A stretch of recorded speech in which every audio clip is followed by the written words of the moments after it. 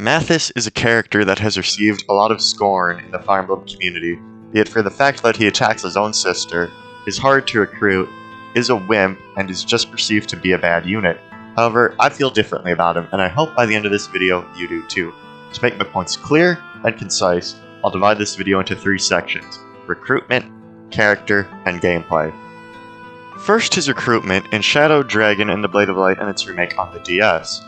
Mathis will attack Lena if she's in range, and if it's the first round of combat, he'll say the infamous line, "Lena, where are you?" However, I don't see why people seem to think this is a Mathis-specific thing, when countless characters from throughout the franchise will do this. Thea will murk poor Shauna because of her blonde Utrian BF, Xavier will kill the very knights you need to recruit him, and 1 chapter after you get Mathis, it's very easy for Wendell to one-round one of your units with his high speed and Thunder Tone. So I don't think holding this against Mathis specifically makes much sense. It's just a Fire Emblem game mechanic that's been used throughout the series. Also, there are no circumstances where Mathis can one-round Lena, which means to deal the finishing blow, the player would have had to have left Lena on the front lines, where she would be in the range of multiple Cavaliers, which just isn't a very good play. And in Fire Emblem 3 Book 1, where his original map was removed, and he's on this one instead, Mathis will just straight up run away from you, meaning he won't attack Lena in this instance, making him very easy to recruit once the other enemies are dealt with. Now, unfortunately for Mathis, he has 2 infamous recruitments, this time being Book 2 of FE3 and Fire Emblem 12 Chapter 3. Players often cite the long, boring circle you have to walk around to get Julian and recruit him. However, in Fire Emblem 3, there's nothing stopping you from just taking the shorter route through the bridge, as these Draco Knights will never attack you on your own unless you visit an armory. Aaron and Marth can easily one-round all the other Cavs, and the Ballista are pathetically weak in this game. Also, since Mathis has a Javelin, he won't attack your units directly, and Suicide, as long as you have a Vulnerary on whoever Mathis decides to attack, you can just quickly get Julian and get back to Mathis without having to go around the huge map, making this a simple recruitment. However, the same cannot be said for the Fire Emblem 12 version of this map, where the Ballista is a tough customer, and the Draco Knights can and will attack you if given the chance. However, I fail to see how this makes it a problem in recruiting Mathis. In Fire Emblem 12, the game basically forces you to go around the circle anyway to get Ford, who has a free hammer, and avoid death, because if you go through the center, you'll be forced to deal with a lot of threats at once. However, if you take Mathis out of this equation here, basically nothing changes, since you would still go around the circle to avoid Doom and get bored. The map would take the same amount of time, with or without Mathis being there. So, in summary, while Mathis attacking Lena can throw the player off, it's a common thing in FE and not exclusive to Mathis, and Mathis can never kill her on his own anyway. As for his second recruitment, it's more that the map's tedious than it is being Mathis being tedious to recruit, like a unit like Xavier, where you have to jump through multiple hoops. Now onto character. Now, one of the new things about Mathis is that he actually has one, and on top of that, one that develops. Think about it, you probably know more about Mathis and his personal life than you do for most of the Arcanine cast, who sadly bled into the crowd due to having no dialogue besides death quotes and intro quotes. The first thing we learn about him is that he cares very deeply about his sister, as when he enters battle, his only wish is to see Lena again before he dies. Then, when he's recruited by Lena, we learn that he was forced into the war, otherwise he'd be killed, and after this chat with Lena, he says, "Alright then, if I'm going to die, I'd rather die as one of the dashing than one of the dastardly." Then shows he's very overprotective with the line, "Well, you just be careful, there are plenty of thieves out there who would steal a girl's heart." This shows 2 things right off the bat. Mathis is a bit of a goofball who wants to act cool, and this goofiness carries over to his relationship with his sister, where he's worrying about a thief stealing his sister's heart, although his care is genuine. However, in his conversation with Marth, we get to see the truth behind his cool guy persona as it quickly fades out of fear of being slain by Marth's rapier.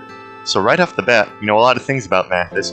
He wants to act cool, he loves his sister very much, and that he's a bit of a wimp. However, I think the last aspect of his character, his cowardice, is what makes him very interesting. Sadly, this is Matthis' last line in FE11, but his character continues to develop in Fire Emblem 12. Despite still being overprotective of Lena and initially combative with Julian, the conversation quickly becomes more casual, showing that the two have warmed up to each other a bit. And Mathis even drops the line of gold, "Oh, you finally realized where you stand, attaboy, Julian," and even calls Julian little brother by the end of the conversation. However, unlike in Fire Emblem 11, Mathis continues to have lines throughout the game if you support him with Chris. These support conversations revolve around Mathis coming to Chris to train him to be strong, because he knows he's weak and is worried about what Garnet and co. are doing to Lena. He can't even sit still because of his worry. This shows that his brotherly love goes beyond just being overprotective. This peace-loving, war-hating man is willing to give up what he loves doing if it means saving his sister. He even says, "I'll become the strongest man alive, for Lena's sake." However, in the final support he says, "Well, it was impossible from the beginning. Everyone has things they can and can't do. The truth is, I don't think I could ever beat you." This shows that Mathis eventually learns his own limits and knows his lot in life. However, he doesn't give up on his efforts to save Lena and asks Chris to aid him. Then in Endgame, Mathis has a comical line where he questions how he's even still alive. Julian and him get into one of their classic arguments while Lena tries to mediate, showing that everything has gone back to normal for this lovely family. Now that we've laid the groundwork for Mathis' character, let's analyze it. Mathis is a character that knows he's inherently weak and is in a constant state of fear over his death, as shown in his conversation with Marth and his endgame quote in Fire Emblem 12. However, despite this fear, despite knowing his own limits, despite everything, he chooses to go and rescue Lena. This is why I said earlier that I find his wimpy characteristics interesting, because at the end of the day they end up making him even more brave than the rest of the cast. Mathis knows his death is likely, but even if it has a chance of helping his sister, he'd gladly put his life on the line for Lena. At the end of the day, Mathis is a goofy guy who likes acting cool, but through the virtue of his actions, eventually becomes the cool guy he initially wanted to be. He'd rather die as one of the dashing than one of the dastardly. Now, for his gameplay. After all this talk of him being a wimp and not being good enough, surely he must absolutely suck like everyone says, right?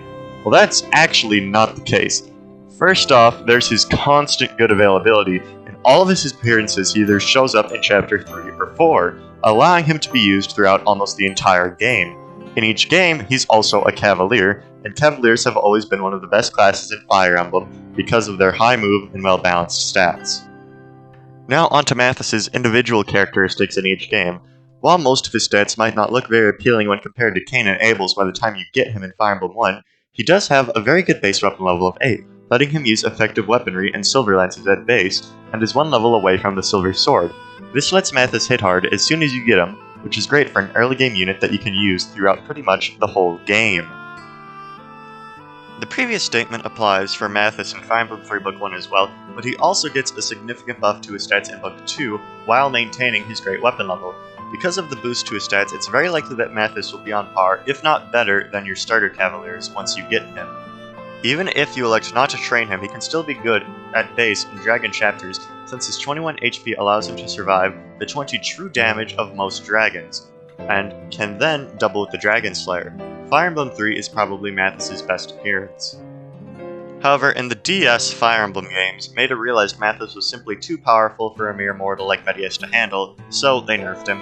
In Fire Emblem Love and Heart 5, he gets doubled by most enemies and dies instantly, and can't use effective weapons at base. However, he still has his good availability, and because he does start with D lances, he's only 30 javelin tosses away from regaining his status of being able to use effective lances. I also think he's better than Cain in this game because of the weapon rank system overhaul. Cain starts with the D swords and E lances, and since all the chapters before you get Mathis contain mostly axe enemies, getting Cain's lance up here would be very hard since it would require you to do less damage to the very strong enemies of Heart 5. Also, if Cain doesn't level speed in the first 3 chapters, which is very possible, he meets the same fate as Mathis where he gets doubled and dies instantly. So if that's the case by the time you get Mathis, you may as well use the one that can get to effective weapons sooner since one-shotting enemies is the entire meta of Fire Emblem 11, assuming you don't want to use all 3 of the Cavaliers. However, some make the point that since he mostly has generic Cav bases, he can just reclass a better unit to be a Cavalier. However, they would not have D-based lances, putting them in the same painful situation Cain is in. Since his game plan is one-shotting, I wouldn't say his low speed growth impacts him too much, however his good HP and strength growth can turn him into a mobile tank once trained. However, the good streak ends here for our guy Mathis in Fire Emblem 12. The remake added 7 additional chapters where you can train your early units before Chapter 1 even starts, meaning that by the time you get to Mathis, your other Cavs will severely outclass him. You also get Frey 3 chapters later, who has better bases and C lances. The final nail in the coffin is that they actually made enemies diverse in Fire Emblem 12, meaning you can't get by spamming Rider's Bane. However, they did buff his growths from Fire Emblem 11 to Fire Emblem 12, and his good availability is still there, so if you're a diehard Mathis guy, he'll still be there for you. So overall, I'd say Mathis has been bad at worst and really great at best. 4 out of 5 appearances of being at least good isn't terrible at all. In conclusion, I feel that Mathis is undeserving of the constant scorn he gets in the community. Is he the best unit? Far from it. But in most of his appearances, he's at least decent and is definitely not one of the worst units in Fire Emblem, and is one of the most characterized characters in the Arcanea saga. Overall, Mathis is one of my favorite units, and I hope this video changed your mind on some aspects of his character. Thanks for watching, remember to subscribe if you like what you see, and bye-bye! Also, Mathis says gay rights.